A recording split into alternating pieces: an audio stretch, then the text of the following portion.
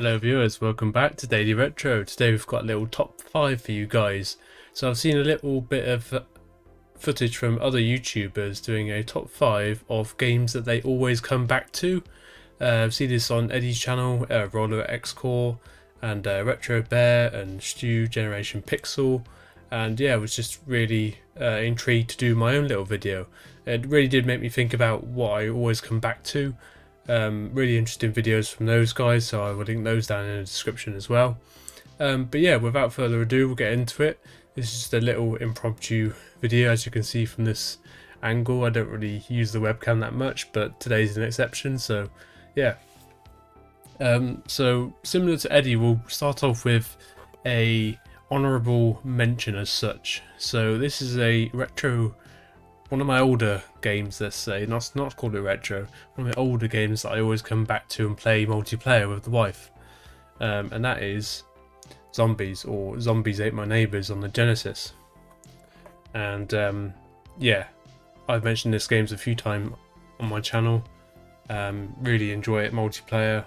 One of the best two-player experiences on the Mega Drive in my opinion. Really sought after sort of co-op shooter game. Yeah, me and my wife absolutely love coming back to it, especially when we're sort of on holiday and got some time to sink into it. We're still not that great at it, we've only ever made it sort of level 7, but it's a game we come back to every year at least. And yeah, that's an honourable mention.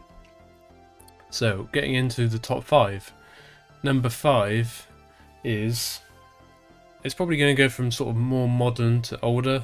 That's just the way it is. I've got more nostalgia for the older stuff. But more recently, I've been coming back to this game an awful lot.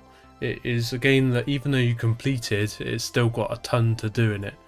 Even though there's no DLCs as such. And that is Days Gone. So Days Gone is an epic zombie game. It's sort of open world story. Really epic motorbike rider who sort of has a wife he has to try and find, and the world is just absolutely infested with zombies. If you like The Walking Dead or any sort of TV series like that, this is the game for you. It is incredible. And yeah, when you finish this story, which is immense in itself, then it's also got the sort of hordes and side missions that you can also take on. The hordes being absolutely terrifying sometimes. You can be trying to find them and then suddenly they all come sprinting out of you from a cave, and yeah, it's absolutely terrifying, but it's really fun. Just trying to sort of hold them off, and there's lots of different beasts that try and take you down in different ways, like take you off your bike and stuff like that. So yeah, I really enjoy coming back to this game and would highly recommend it to anyone.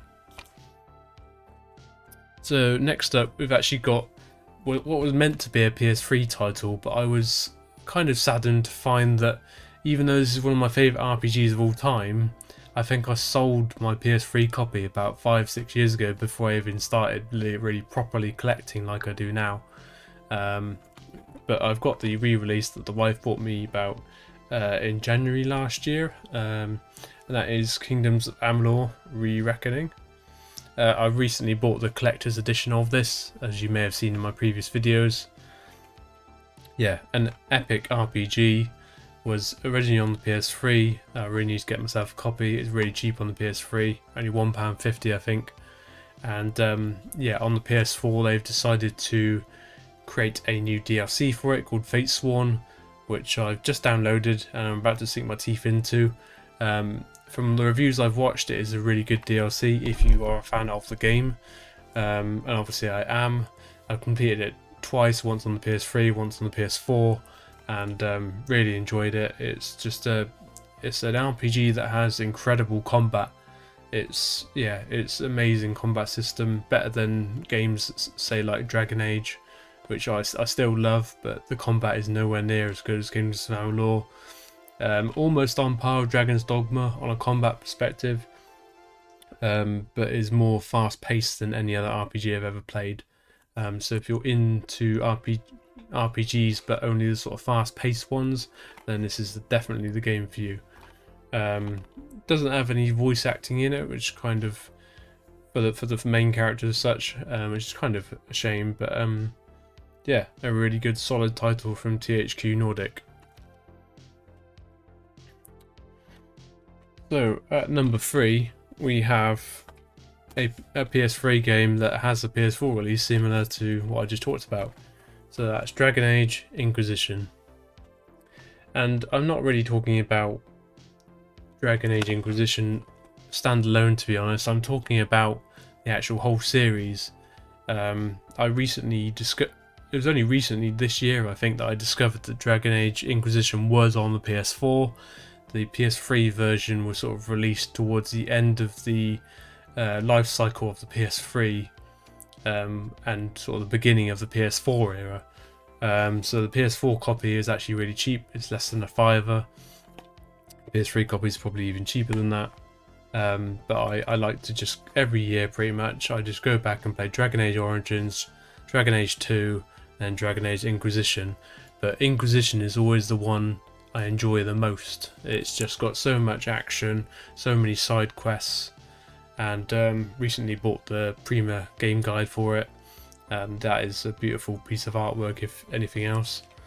And yeah, an epic story, and I cannot wait for Dragon Age 4, which actually I think comes out on the PS5 next year potentially, if EA Games get their act together. So getting into the exciting top 2 conclusion.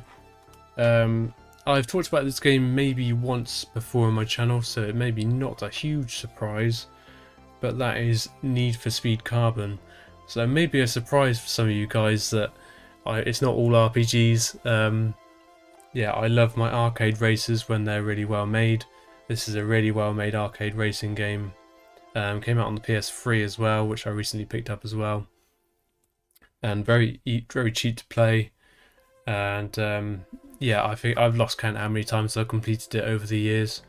Probably at least 8 times. I've got to the stage, I think, last completion, where I was able to actually use the slowest car, which is the Chevrolet Camaro, I think, to complete the whole game, just with mods and tactical driving sort of thing, because the AI was not the best in that era.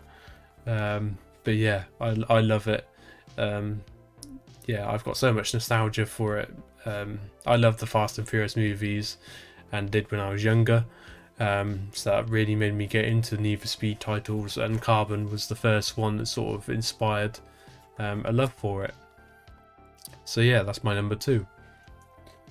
Number 1 is actually a game that I've only really picked up recently. I've had it on digital on the PS Classic for quite a while, and I've played it quite a bit on there, but been looking for a physical copy for a while. I wanted one that was in good nick. So I decided to sort of play my cards right and not sort of jump on an eBay listing and get it from a shop that I know is going to provide good quality. And that was Doorway to Darkness. They've just set up their new website. So I messaged James directly and just said, can I get some pictures of this game before I take the plunge, sort of thing.